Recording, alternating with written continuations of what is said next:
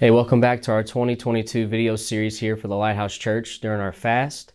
Today I'm going to talk with you about a faith that's passed on. I've been looking a lot at the story of Elijah and his life. Elijah's life was a life that was marked by faith repeatedly. He was called up as a prophet during a time when there was a king on the throne in Israel that was ungodly and didn't live for God, didn't live righteously. And God called Elijah up as a prophet to speak truth to the life of Ahab. And so you had the very beginning where he makes a proclamation by faith that there's not going to be any rain in the land until his word said so. And during this time, God calls Elijah away to live by a brook, to be watered, to be fed by birds. When that season's over, he calls him to go into a city to be fed by a widow there who lives alone with her son. And so Elijah is learning in his life how to live a life of provision by faith. It's obviously not a common thing for us to be fed by birds and to live by a stream during a drought. It's also, you wouldn't think of necessarily the widow as the one who's going to be the one to supply for him. But that's what God does, and he teaches Elijah through this.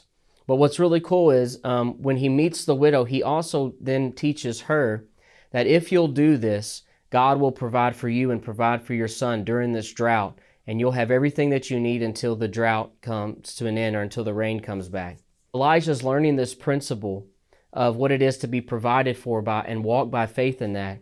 And now he's passing this on to this widow, saying, hey, if you'll obey, if you'll do what God's telling you to do, if you'll give me bread first, then you'll have all the things that you need as well by faith. And so what I want my life to be for my kids, for the people we lead here at the church, is a life that lives an example of faith for people that they can walk forward in, that lives a life that shares the principles of faith that they can walk forward in. You know, I thought a lot about my family when I was getting ready for this and the fact that much of what I get to walk in today, I get to experience because my family, my grandparents, my great-grandparents lived a life of faith, and that's been passed on down to me. I can even think back to the fact, my cousins and I, the three of us used to run around, and now all three of us have become pastors. And I don't think that's in any small part due to the fact that we had grandparents, parents, and great-grandparents that lived for and served God and lived lives of faith. And so what I want to do then is be that example for my kids, be that example for those around me.